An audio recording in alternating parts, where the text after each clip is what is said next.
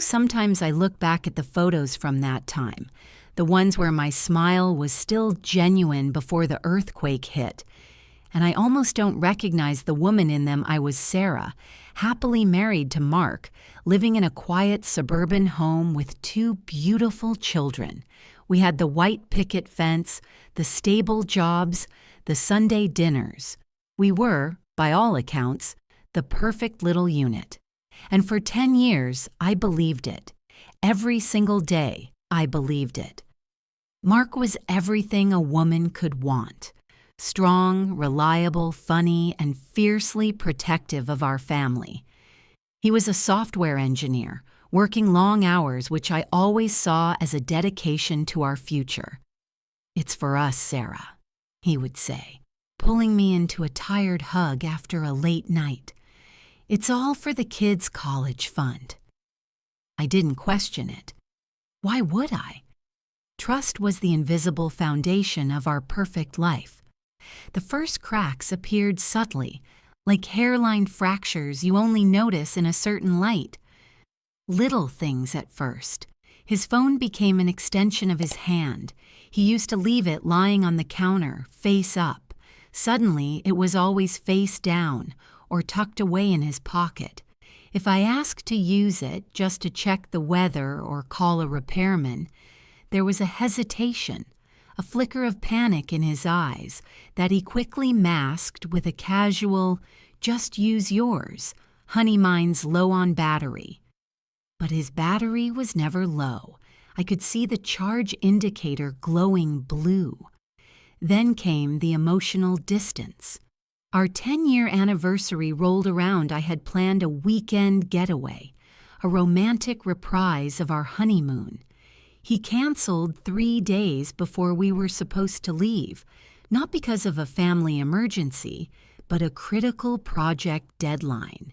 He used that phrase a lot in the last 6 months of our ignorance. Critical project deadline. I remember standing in the kitchen, holding the non-refundable tickets, and feeling a chill that had nothing to do with the air conditioning. He didn't even seem sorry. He just looked relieved. "Mark," I remember pressing him, my voice tight. "We haven't been intimate in months. You barely talk to me when you're home. What's going on?" He sighed, the practiced weary sigh of an overburdened man. "Sarah, please, I'm under immense pressure at work. I'm not sleeping. Don't make this harder than it already is. I love you. I love the kids. I'm just trying to keep us afloat." And I let it go. That was my mistake. I convinced myself he was right. I was being selfish. I needed to be the supportive wife. The rock I blamed the company, the economy, the stress of modern life, anything but the man standing right in front of me.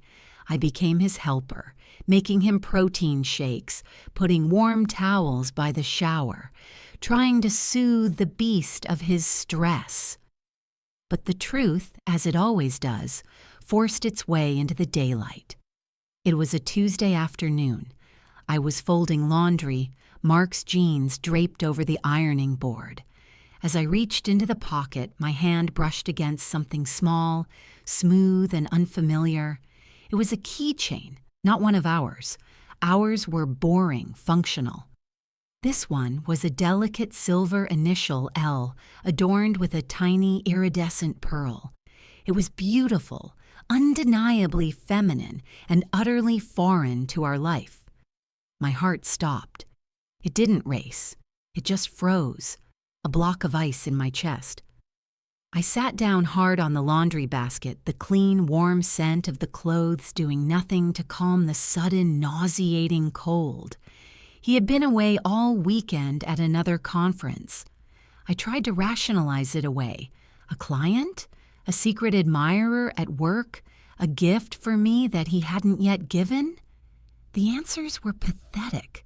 Flimsy shields against the terrifying realization that was already forming in my gut. I searched his pockets with a new, ruthless efficiency. I didn't find another clue, just lint and a few crumpled receipts. But those receipts, they weren't from the usual city diner near his office.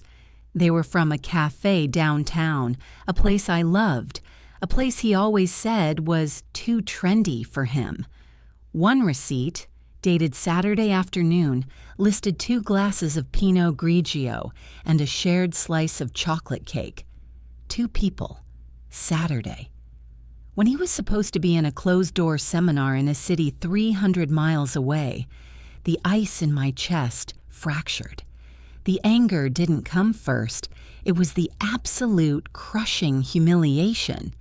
The fact that he hadn't even been clever about it, that he thought I was so oblivious, so wrapped up in being supportive, that I wouldn't notice a tiny silver L in his pants. When he finally walked in that evening, whistling and trying to seem casual, I was waiting. The receipts were spread out on the pristine white granite counter, the silver L placed squarely in the middle, reflecting the harsh kitchen light. "Mark," I said, my voice dangerously even. "What is this?" He saw the evidence, and the whistling died in his throat. His face went pale, then mottled red. He didn't deny it. He didn't try to construct a lie. He just collapsed onto a chair, burying his face in his hands. The silence was louder than any scream. It was the sound of my future shattering. "It was just a few times, Sarah," he choked out finally, his voice ragged. "It didn't mean anything, I swear to God. It was a mistake. I was stressed, lonely. It just happened." Lies, all of it. But I didn't care about the why or the how right then. I just wanted to know who. I pointed at the keychain. "Who is Elle?" He hesitated, a deep, shuddering breath. "A woman from work. Her name is Laura." She listened, Sarah, that's all. I stopped it. I ended it. It's over." The tears came then, hot and furious, not for him, but for the 10 years I had wasted, for the image of our family that was now a gruesome wreck. I threw him out that night. I packed his bag with an icy precision I didn't know I possessed, and told him if he was going to listen to anyone, it wouldn't be in my house. The aftermath was a blur of whispered arguments in the driveway, counseling sessions he reluctantly attended, and the agonizing, slow process of deciding if I could rebuild the broken foundation. I loved him. I truly did. And the thought of tearing apart our children's lives was a physical pain.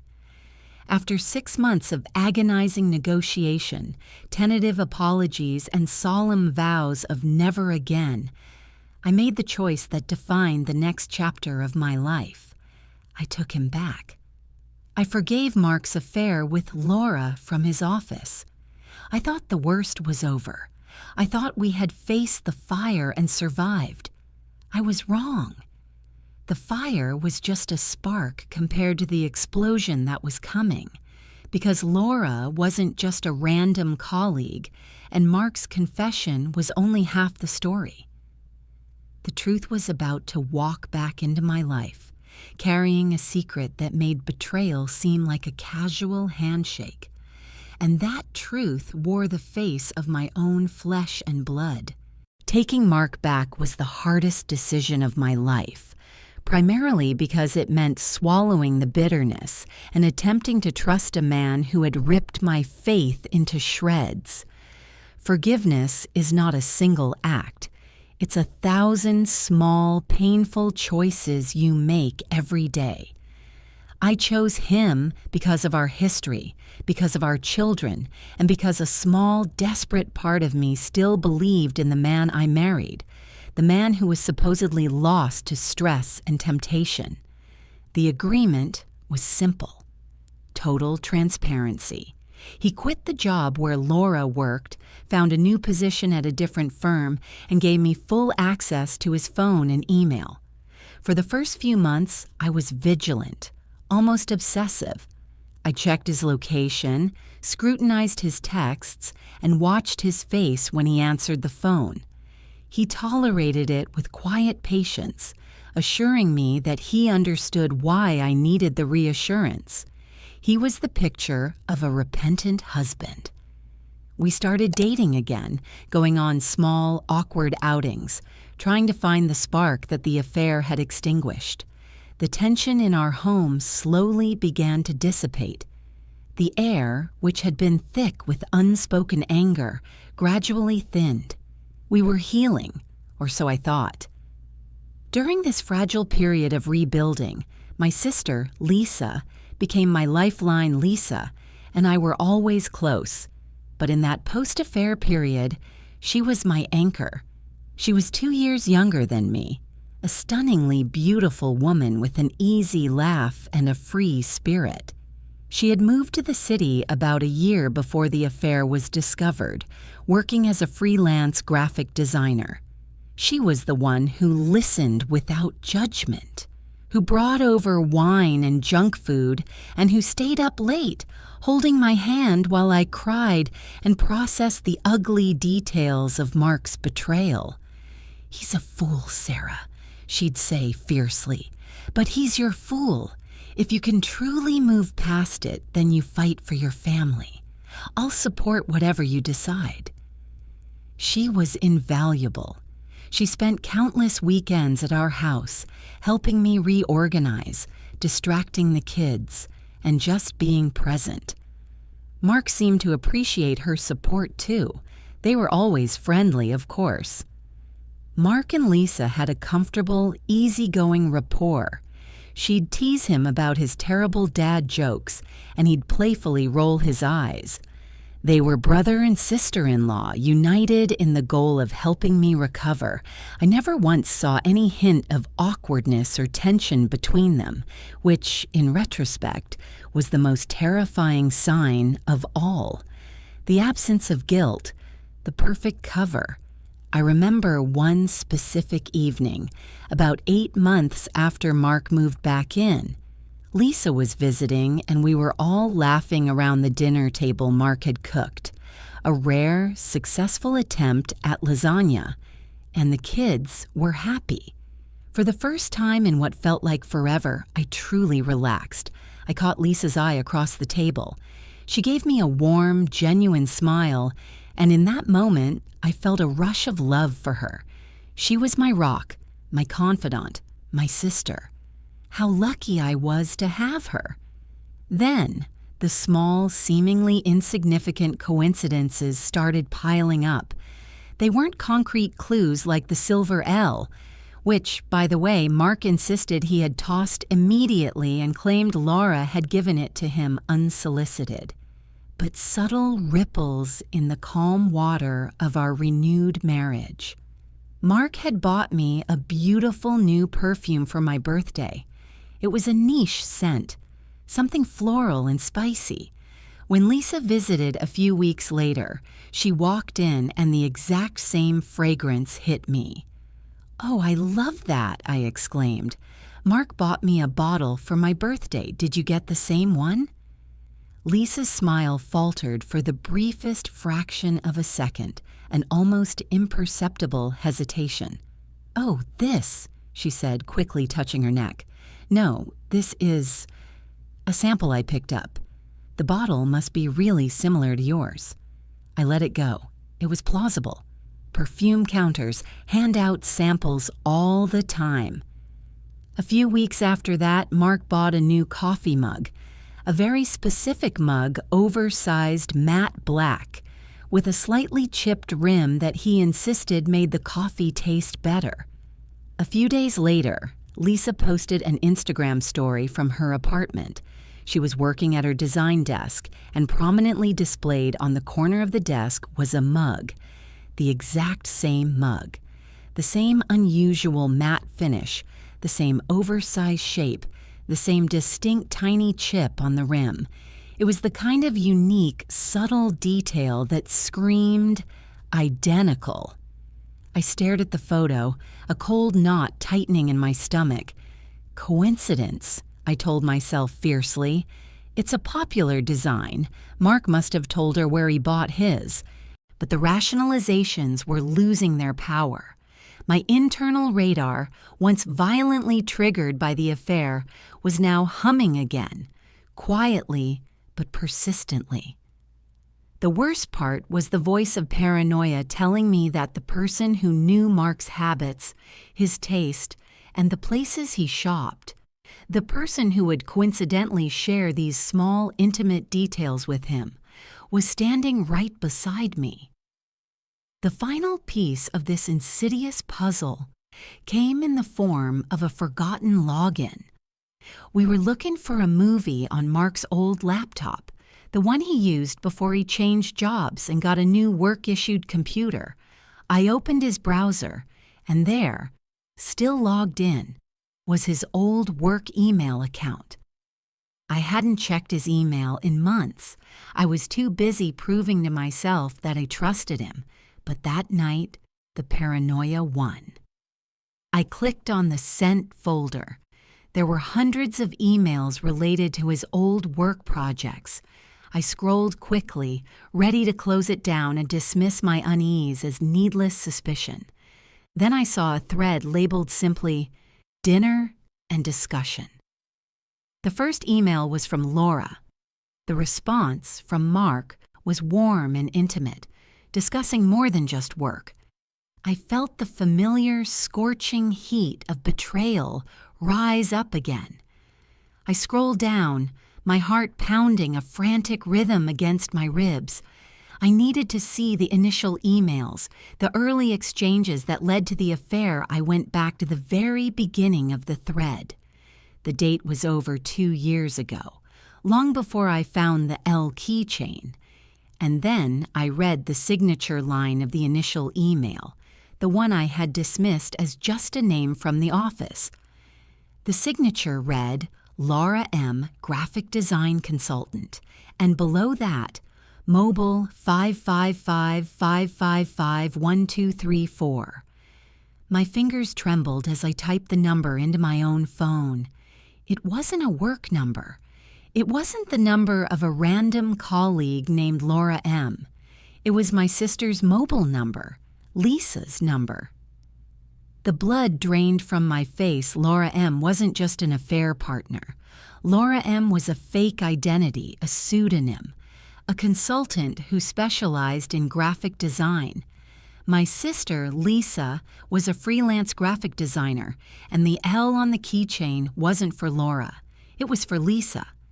I sank to the floor, the laptop sliding to the carpet. It wasn't just an affair. It was a horrifying, calculated, long-term deception involving the two people I trusted most in the world. The realization hit me with the force of a physical blow. Lisa had been comforting me, holding my hand and supporting my decision to take back the very man she was still sleeping with. The moment of realization wasn't a sudden burst of clarity. It was a slow, crushing compression of reality. Every kind word, every comforting hug, every late-night conversation with Lisa now twisted into a sickening parody. She wasn't my confidant. She was the ghost in the machine, manipulating my grief while simultaneously benefiting from the very pain she helped cause. I didn't confront Mark immediately. I couldn't. The shock had rendered me mute, my mind racing 1,000,000 miles a minute, trying to piece together the timeline of this elaborate, 2-year-long performance. I had to know every single detail before I detonated the bomb. I needed proof that was undeniable, not just a matching phone number and a job description. I went back to the old laptop, navigating through the emails with cold, clinical determination. Mark had confessed to the affair, yes, but he had insisted it was brief, a few months of weakness that he had instantly regretted. The email threads told a completely different, darker story. The dinner and discussion thread went back 2 years and 8 months. That was before Lisa even moved to the city, before the critical project deadlines started. They hadn't just been sleeping together. They had been plotting. Early emails discussed cover stories, setting up a burner phone, and how to manage Sarah's suspicions. One email, dated a year ago, detailed Mark's anxiety about my increasing scrutiny. Lisa's reply was chillingly calm. "Relax. She trusts me completely. I'm the one calming her down. Just stick to the script. Stressful project, tired, needs space. And remember, we need to minimize the paper trail. No more expensive gifts she might see, only small things, like that ridiculous chipped mug you love. That's our code, the chipped mug, the shared perfume, the perfect ease between them in my own kitchen. It wasn't coincidence, it was calculated malice. They were using our home, my grief, and my love for my sister as their own personal stage for deception. The way they looked at each other, the subtle, quick glances I had dismissed as normal familial affection, now screamed secret understanding.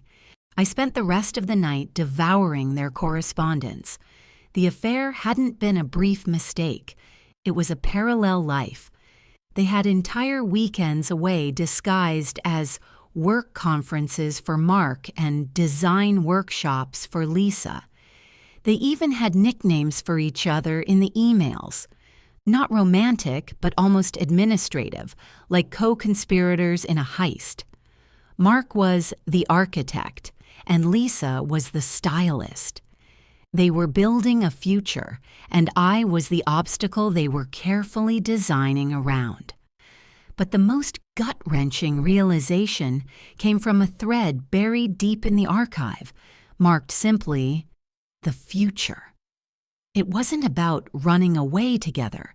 It was about waiting for the right moment, the financial stability, and the perfect legal separation that would allow them to be together without the immense financial penalty of a messy divorce.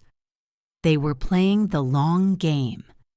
In one email, Mark wrote, "I hate this charade, but I need to ensure the assets are properly moved before I pull the plug. Sarah will fight dirty, and I can't risk losing everything. She has to believe the affair is dead and buried." And Lisa's response, the one that shattered any lingering hope I had for her humanity. "I know, architect. Just be patient. Play the penitent husband for a while longer. The longer she thinks she's won, the less she'll suspect when we finally make our move. And darling, make sure you mention how much I've helped you both through this. It solidifies my position as the supportive saint." I threw the laptop across the room. It hit the wall with a dull thud, but the sound was muted by the roaring in my ears. The betrayal wasn't Mark's affair. It was the psychological warfare waged by my own sister, using my pain as leverage. She was sitting in my living room, drinking my wine, eating my food, and secretly plotting to take my husband, my life, and potentially my financial security. I realized I couldn't trust Mark to confess the entire truth. His first confession was a lie designed to minimize the damage and keep Lisa hidden. He had thrown a fictional Laura M. under the bus to protect the real Lisa M. I needed to force the truth out, and I needed an audience I called my parents. They lived 3 hours away, and I told them, in a voice tight with forced calm, that I needed them and Lisa to come over for an urgent family discussion about the children. I emphasized the urgency, telling them I couldn't talk about it over the phone. I knew the word urgent would mobilize them. My parents adored Lisa. She was their success story, the artistic, independent one. They were supportive of my marriage, but they idolized Lisa's free spirit. They would never believe a word against her without irrefutable proof. I gave them a timeline, tomorrow afternoon. Then I turned my attention to Mark. I needed him home, vulnerable, and completely unsuspecting. I deleted my browser history on the old laptop, carefully placing it back where I found it. I put on a brave face, walking into the living room where Mark was watching TV. "Honey," I said, trying to inject warmth into a voice that felt like sandpaper. "My parents and Lisa are coming tomorrow afternoon. I need to talk to them about the kids' school arrangements. Can you make sure you're home early? I need you there for support." Mark looked up, a momentary flash of apprehension crossing his face at the mention of Lisa, but he quickly masked it. "Lisa? Sure, honey. Of course, I'll be here. Everything okay?" "Everything is going to be perfectly fine," I replied, the double meaning hanging heavy in the air. "We're a team, Mark, remember?" He smiled, a genuine relieved smile that made my stomach turn. He thought he was safe. He thought I was finally completely placated and rebuilding our life. He had no idea I had just spent the night in the wreckage of his secrets, and I was now carefully arranging the final, devastating confrontation. I was setting the stage for the explosion. The architect and the stylist were about to be exposed by the victim they thought they had neutralized. The 24 hours leading up to the confrontation felt like 24 days. I was operating on pure adrenaline and a cold, focused rage. I performed all my routine duties, making breakfast, dropping the kids off at school, attending a mundane work meeting, with an unsettling sense of detachment. It was as if Sarah, the woman who did those things, had been replaced by a ruthless, meticulous strategist. I spent the morning meticulously gathering the evidence. I printed the most incriminating emails, the ones discussing the stylist and the architect, the financial plotting, and the texts detailing how Lisa was managing my emotional breakdown. I didn't print them all. I needed to hold back some ammunition. I placed the stack of papers in a manila folder, tucked securely inside my handbag. My focus then turned to the visual clues.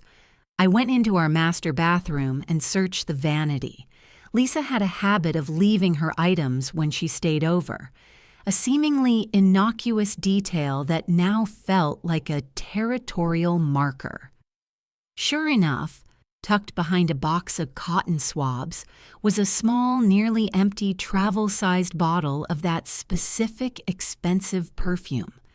Mark's gift to me, which Lisa claimed was a sample. I carefully placed the bottle in a small plastic bag. I also needed a confession. The emails were damning, but a panicked verbal admission would seal their fate in front of my parents. I needed Mark to think he was only confessing the initial, benign lie, the Laura identity, so he would willingly expose himself.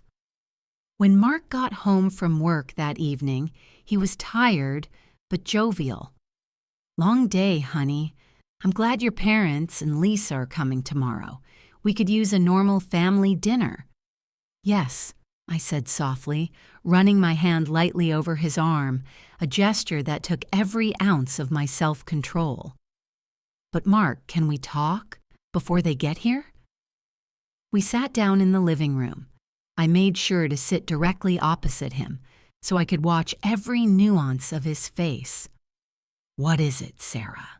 he asked, his expression softening into the familiar look of patient concern he used when he thought I was stressing over minor details. I took a deep breath. "It's Laura, the woman you had the affair with. I've tried to move past it, Mark, but I can't. I feel like I only got half the truth. You said her name was Laura M., a colleague. I need to know her full name. I need to know if she was a friend of ours. I need to know the whole story, or I can't move forward." I watched him sweat. He fidgeted with the remote control, his eyes darting to the floor. This was his moment to give up Lisa, the cover name he had created to protect her. "Sarah, why are you doing this now?" he pleaded. "It's done. It's over. Her full name doesn't matter. She's out of my life, I swear." "It matters to me," I insisted, my voice rising slightly, injecting the right amount of stress and desperation. I keep thinking, what if she was someone I knew? What if I ran into her? I deserve to know the full truth of who you betrayed me with.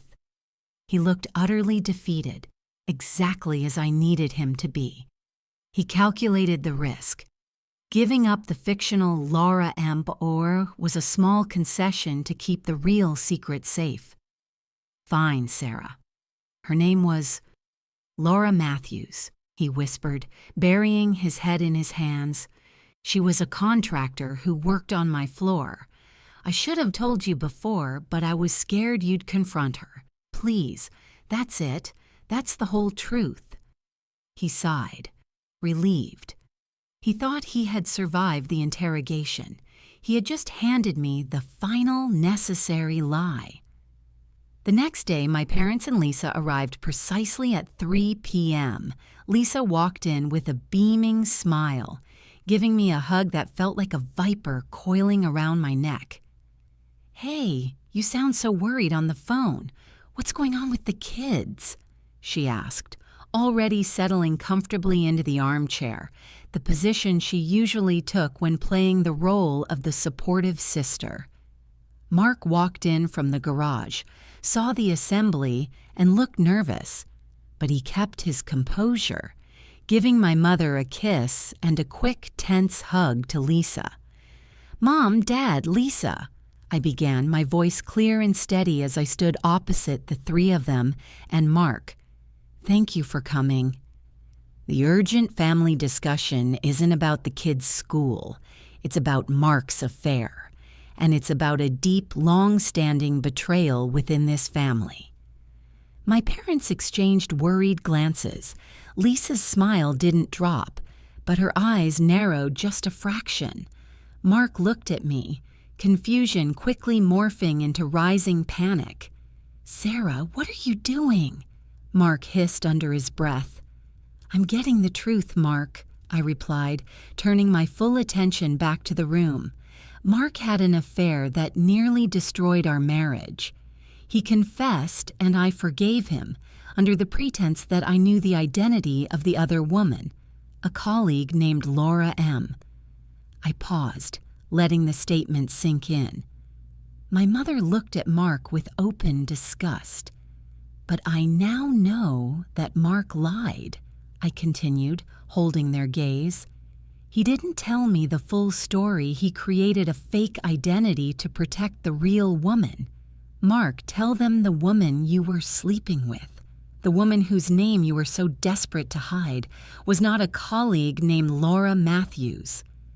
Mark looked trapped. He knew if he denied it, I would bring out the emails. He stammered, his face white. I told you, Sarah. It was a mistake. I was afraid you'd be angry she wasn't just a stranger, that she was someone I actually knew." "And who was she, Mark?" I pressed, my voice hard. "Tell my parents the real name of the woman you confessed to having a years-long affair with under the fake name Laura Matthews." Mark looked from me to Lisa, a desperate plea for help in his eyes. Lisa sat frozen, her face pale, but still managing a strained expression of bewildered sympathy. Finally, Mark buckled under the pressure.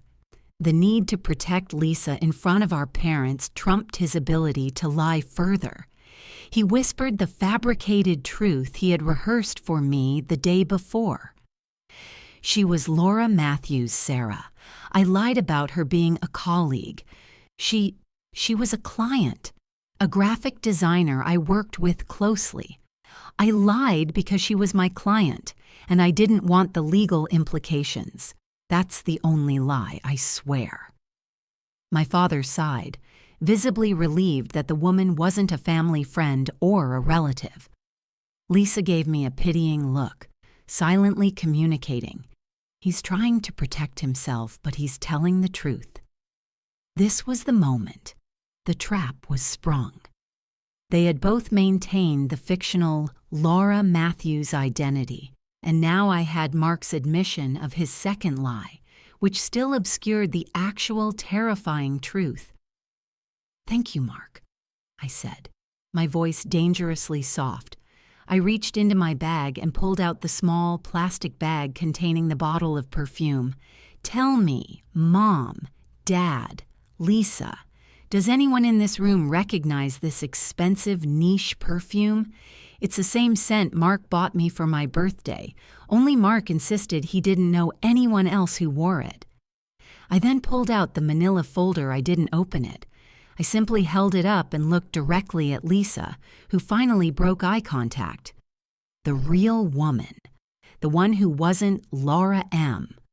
or Laura Matthews, the one who spent 2 years planning my husband's departure and my family's ruin, is an actual family member who has been sitting in this room pretending to comfort me, I announced, the silence in the room becoming an almost painful physical presence.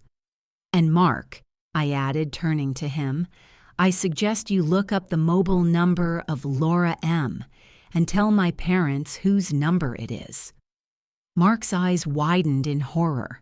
He knew the email login was what had undone him. He looked at Lisa, and the perfect composure she had maintained finally shattered.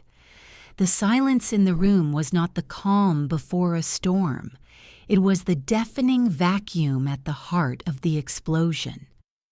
My father's face was ashen. My mother had clamped her hand over her mouth, and Mark was trembling like a cornered animal. Lisa was frozen in the armchair, trying desperately to mask the sheer horror that had replaced her composure. "What are you talking about, Sarah?" Lisa hissed, her voice a poisonous blend of denial and panicked fury. "Mark is delusional. You found some other woman's number? I am telling you, Mark is lying and trying to drag me into his mess." My mother, sensing the genuine terror in her husband's eyes, slowly turned to Mark. "Mark," she whispered, her voice barely audible, "the number that Sarah found for Laura M. Whose number is it?" Mark shot a desperate glance at Lisa, but the only response he received was an icy glare. He was cornered.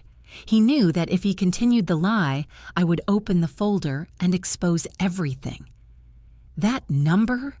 Mark stammered, his voice choked. "Yes, that number is Lisa's number." That confession hit the room like a fragmentation grenade. My mother let out a gasp, and my father jumped up from his seat, staring at his younger daughter in utter disbelief. "Lisa!" My father's voice thundered, filled with outrage and deep hurt. "You were sleeping with your sister's husband." Lisa's attempt at denial was now futile. Her mask had completely fallen away. Her eyes swung to me, filled with a burst of hatred and a flicker of surrender. You know everything," she whispered to me. Then she quickly shifted to the offensive, her voice hardening. "Fine, yes, I was Laura. But that's the only thing Mark lied about, Sarah, Mark, and I. We loved each other. He was tired of your victim routine, of your endless expectations. Ours was a passion. Yours was a contract." Hearing those words, I moved past shock. I wasn't having an emotional breakdown. I was a judge delivering a verdict. "Passion?" I asked, and I smiled, but the expression was cold and brittle. "Is it passion when you sit in my home hugging me, giving me strength to take Mark back, all while plotting to steal him? No, Lisa, that's sociopathic, and that's just the beginning." I picked up the manila folder on the table, opened the cover, and pulled out the printouts of the most damning emails. Mark told us this was a 6-month mistake. It was a years-long betrayal, I stated. I addressed my father, relying on his need for concrete facts. "Dad, these emails date back almost 2 years before the affair was even discovered." Mark and Lisa called their relationship the construction. Mark was the architect, and Lisa was the stylist. The mention of those code names wiped the last vestiges of color from Lisa's face. She understood how deep my evidence ran. My mother was openly sobbing. "I can't believe this. Your own sister. How could you, Lisa?" "You know how I felt about him, Sarah," Lisa yelled, now completely desperate.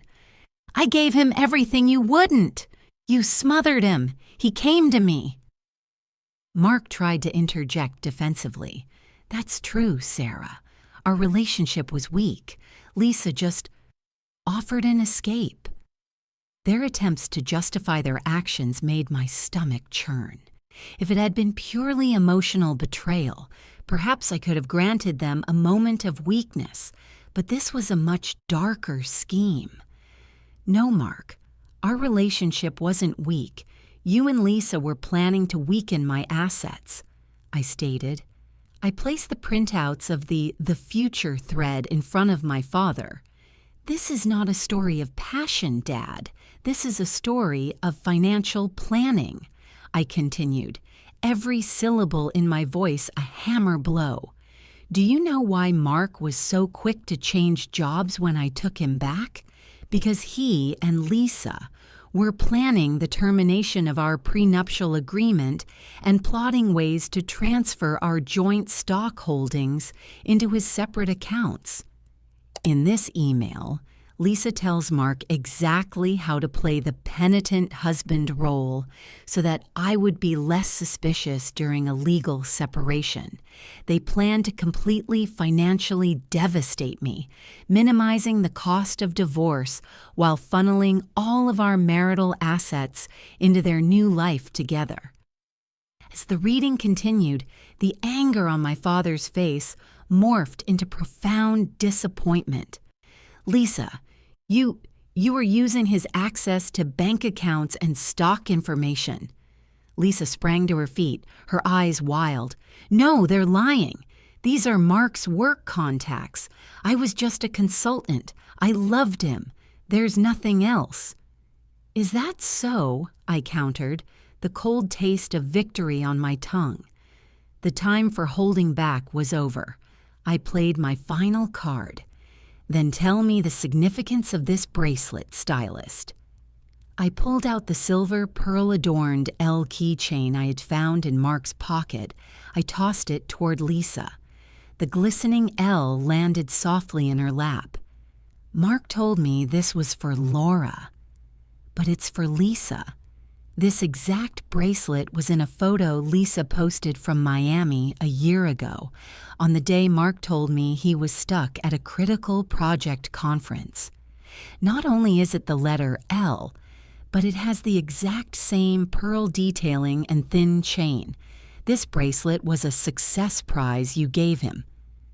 Lisa was completely broken now. She looked at the keychain, then back at me. The hatred and grief in her eyes surpassed even the fury in mine. "You ruined everything, Sarah," she shrieked. "We were building a future while you were complacent with your perfect life. I love you and the kids, but I loved Mark more." Mark tried to step toward Lisa, hoping to regain some control. "Lisa, calm down." "Silence, Mark," my father boomed, waving his hand to stop Mark. His eyes were filled with tears, but his voice was sharp and resolute. "Both of you, get out of my house immediately. After what the two of you have done to my daughter, neither of you has a place in this family." Lisa looked at my mother through her sobs, but my mother only turned her head away. My father's final decree was delivered. However, the most shocking part of the story had not yet been revealed. There was one more secret, a consequence of Mark and Lisa's long-term planning that would change not just my life, but the lives of my entire family, forever. The removal of Mark and Lisa from my house was swift and brutally final. My father, in a moment of protective fury, physically guided Mark to the door, tossing the rest of his packed bag onto the driveway. He didn't speak another word to either of them. My mother, completely devastated, simply stood by the living room window watching them scramble into Lisa's car, the car that had ferried them to their secret rendezvous. As the taillights disappeared, the emotional weight of the confrontation descended upon us. My mother collapsed into a chair, crying hysterically, less for the loss of the relationship and more for the monstrous betrayal by her own daughter. My father looked utterly defeated, the weight of the family's honor resting heavily on his shoulders. "Sarah," my father said, his voice raw, "I am so sorry. I don't know what to say. How could Lisa do this? We raised her better than this." "You raised me to trust, Dad," I replied, the adrenaline finally giving way to bone-deep exhaustion, and they used that trust as their cover.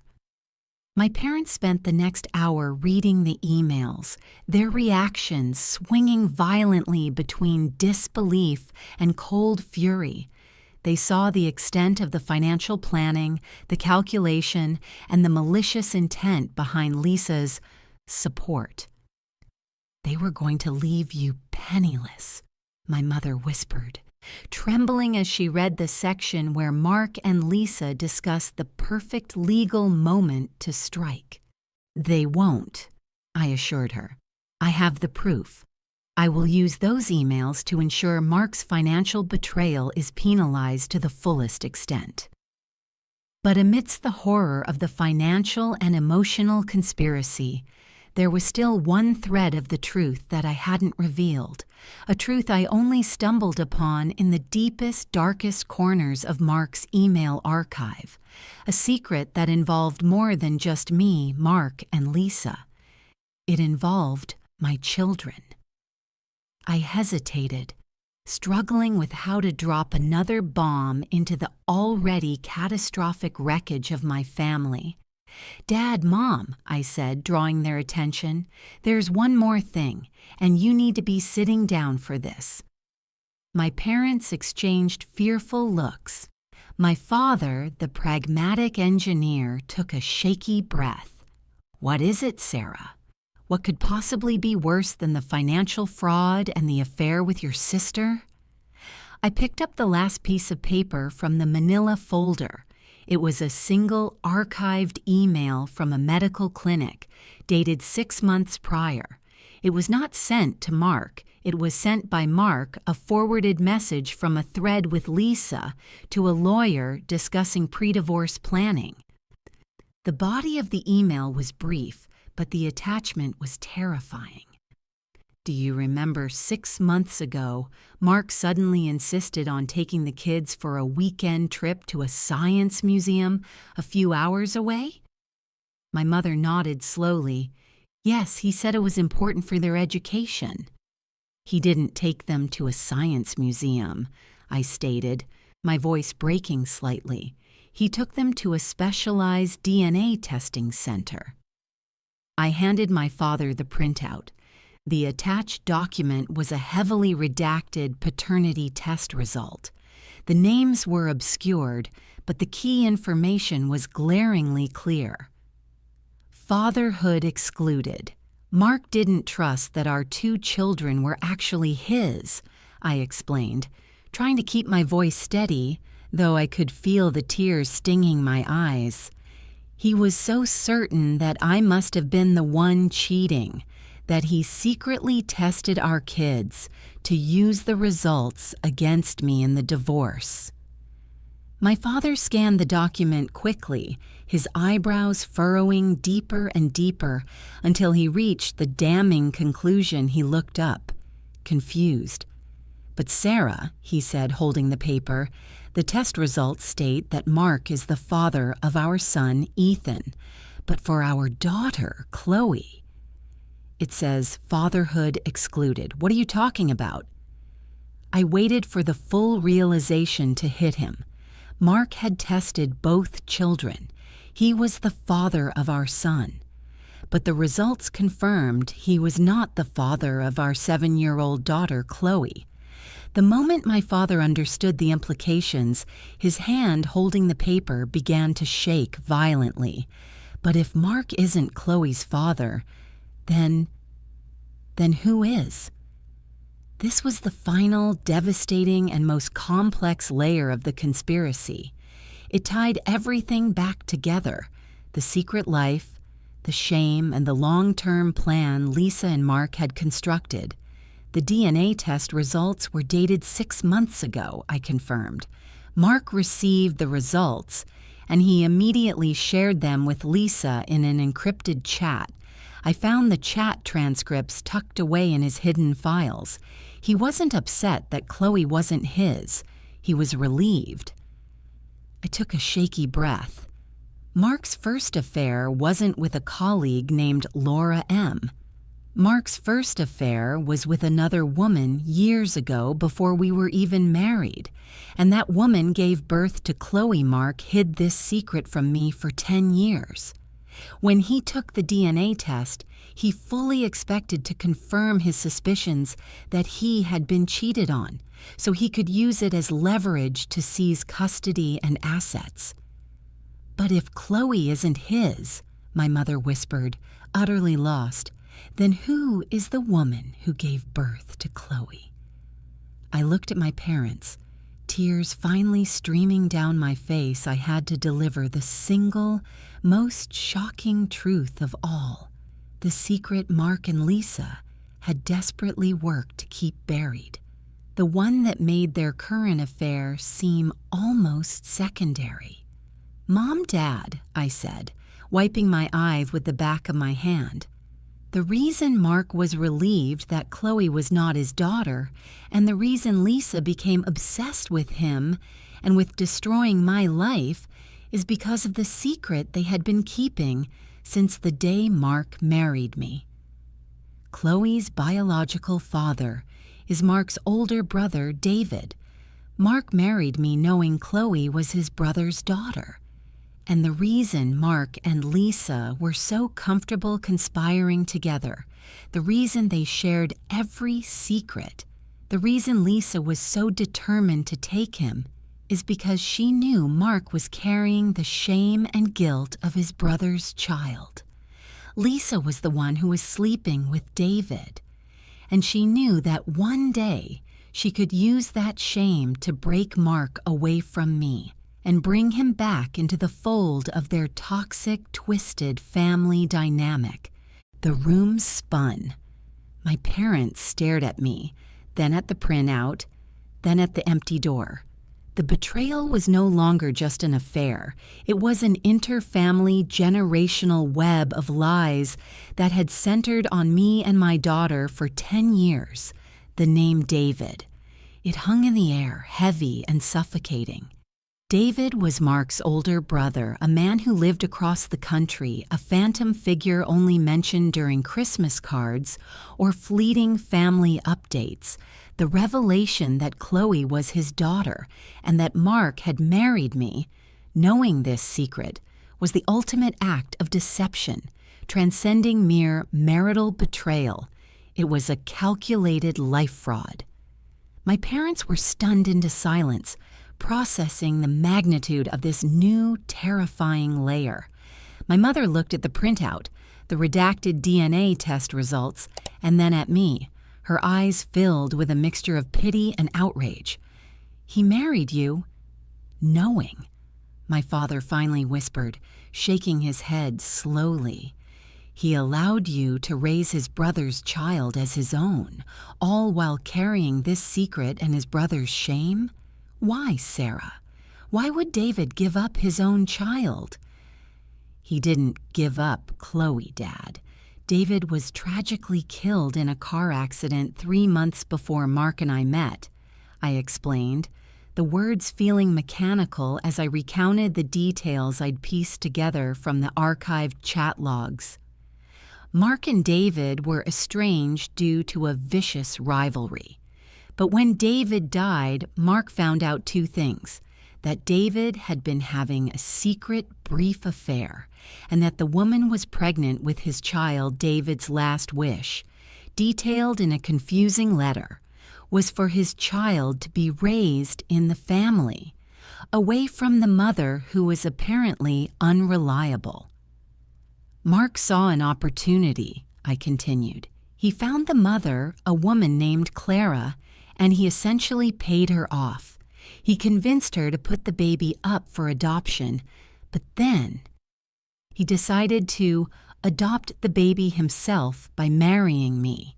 He needed a stable, unsuspecting wife who would raise his brother's illegitimate child, thereby fulfilling David's last wish, and in Mark's twisted mind, finally winning against his dead brother. My mother put her hand to her head. So the past 10 years were all built on a child that wasn't his and a debt of guilt that was his brother's? Exactly, I confirmed. Mark wasn't cheating on me because our marriage was weak. He cheated on me with Lisa because his guilt in the years of lies had created an emotional chasm. And Lisa, she wasn't just my sister, she was David's best friend. She knew everything.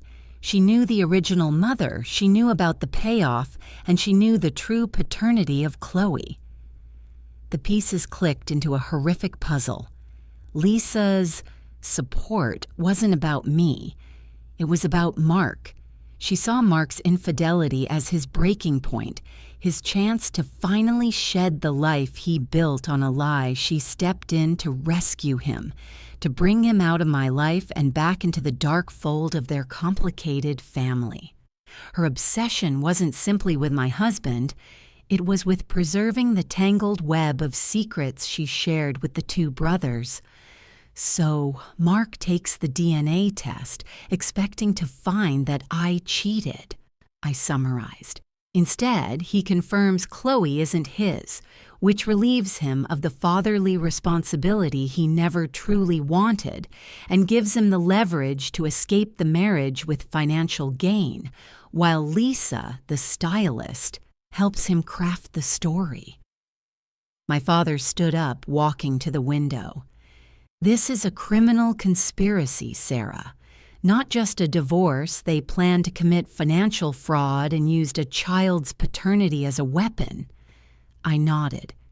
Which brings us to the final crucial detail that Mark and Lisa still think they have control over: the custody battle.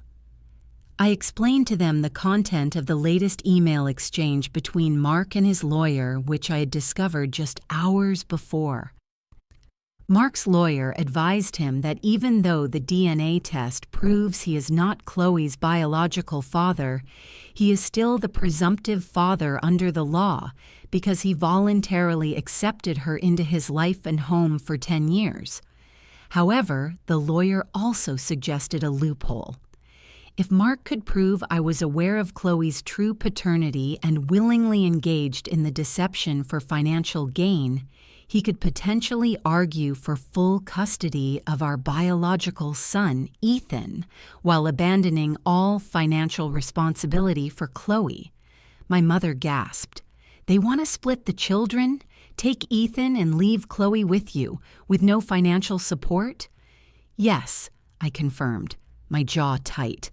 Their plan is to weaponize the truth of Chloe's paternity against me, and then use the lie, Lisa's fake role as my support, to argue I am emotionally unstable and unfit, while Mark is the stable, repentant father, deserving of custody of the biological son. The urgency became absolute. I had the emails proving their conspiracy, but I needed to establish my legal position before Mark and Lisa could initiate their legal maneuvers and reveal Chloe's paternity in court, subjecting her to this public shaming. I have already consulted a lawyer, Dad. My lawyer says the emails are powerful, but the most important thing is protecting Chloe and Ethan from the coming storm, I said. I have to file for divorce and full custody immediately, citing infidelity, fraud, and emotional abuse. before Mark can file his suit and use the DNA test against me. My father walked back over, placing a strong hand on my shoulder. His face, though lined with sorrow, was now hardened with resolve. "You won't face this alone, Sarah. Not anymore," he vowed.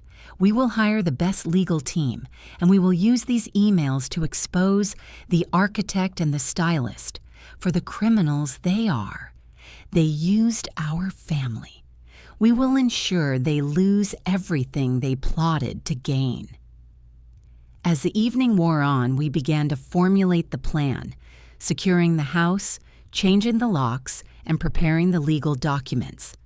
But my mind kept going back to the last text message I found in Lisa's phone, a message she sent to Mark just hours before the confrontation, which contained the final, most chilling detail of their shared secret. The identity of Chloe's biological mother, Lisa, hadn't just known the secret. She'd kept in contact with Chloe's biological mother, Clara, and the woman was now planning a return. The story was about to get even darker, proving that Mark and Lisa's betrayal was only the first domino in a long chain of tragic consequences. The next morning, the legal battle began. Fueled by my father's unwavering support and the damning evidence, I filed for divorce, seeking full custody of both Ethan and Chloe, citing emotional abuse, infidelity, and complex financial fraud. The motion included the printed email chains, the architect and stylist chat logs, and the redacted DNA test, all of which painted a picture of calculated long-term deception against me and a cynical manipulation of a child's paternity. Mark was blindsided. He had planned to file first using the paternity test as his primary weapon. Instead, he was served with a mountain of evidence exposing his conspiracy with my sister.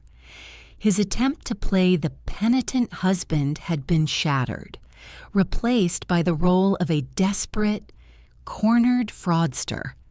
Lisa, reeling from being evicted from our family and abandoned by her parents, went into a vicious defensive mode.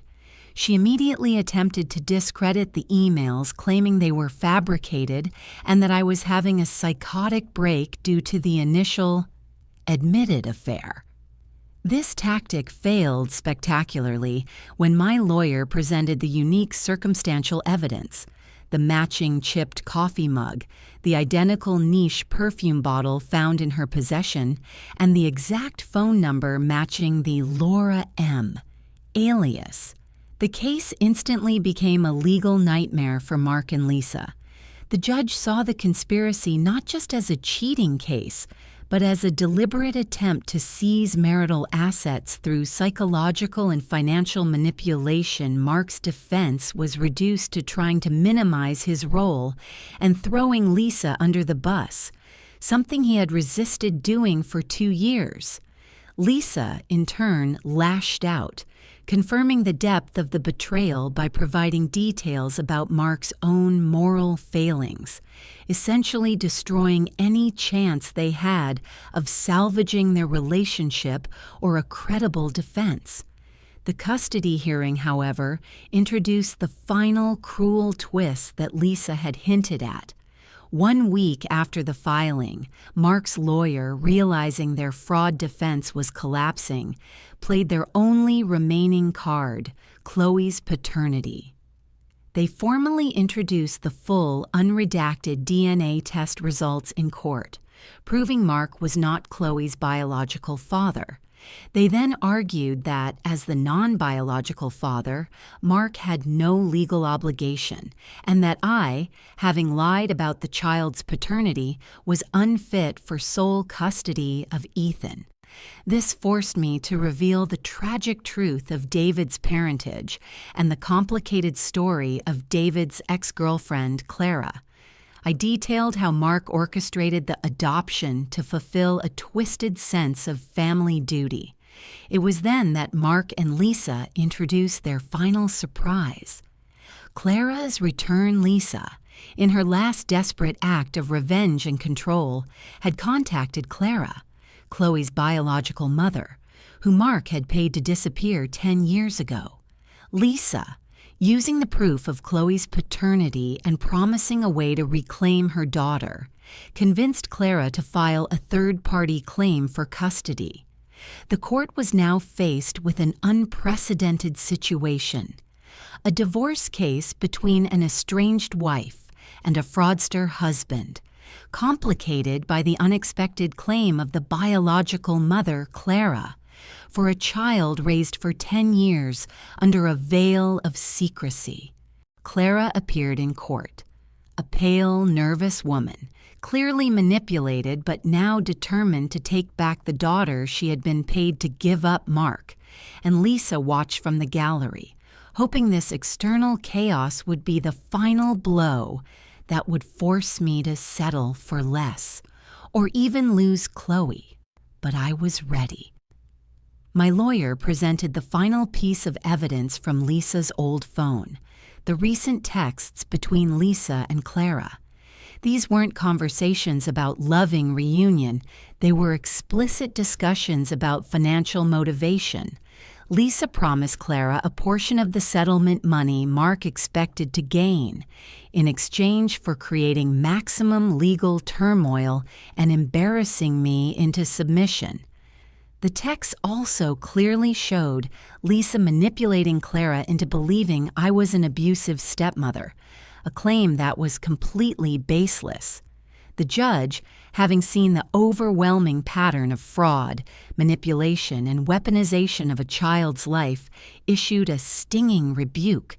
He dismissed Clara's custody claim, ruling that her long absence and recent financially motivated actions, facilitated by the proven bad faith of Lisa and Mark, were detrimental to the child's welfare. The final ruling was devastating for the conspirators: divorce and custody. I was granted the divorce and full legal and physical custody of both Ethan and Chloe financial penalties. Due to the clear and overwhelming evidence of financial fraud and emotional distress, Mark was ordered to pay a significant settlement, including the complete forfeiture of his share of the marital home and substantial child support for both children.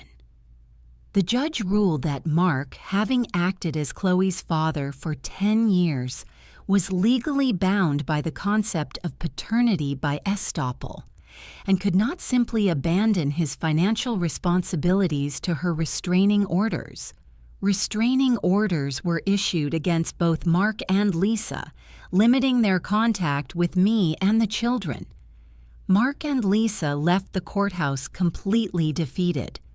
They lost not only the future they had plotted for, but also their own standing and reputations. Lisa's career as a freelance consultant was over as the news of the ethical breaches spread through her professional circles. Mark was financially ruined, forced to start over with only the remnants of his old life. For me, the trauma left deep scars, but it also brought an unexpected strength. My parents rallied around me, severing all ties with Lisa and committing to helping me rebuild my life.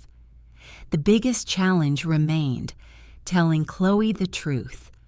With the help of a child psychologist, I explained that Mark, who she loved, was no longer living with us, and that her unique, beautiful life story had a new chapter. I chose to wait until she was older to share the full, complicated truth of David and Clara, but I ensured her life was now stable, protected, and free from the poisonous secrets that had defined our family for a decade. The story of the story fault became not just a tale of betrayal, but a testament to the fact that when the foundation of a life is built on a lie, the resulting truth, no matter how devastating, is ultimately the only thing that can set you free. Thank you for listening to this difficult confession. We are so grateful to share these stories with you. If this story resonated with you, please hit the like button and share your thoughts in the comments section below.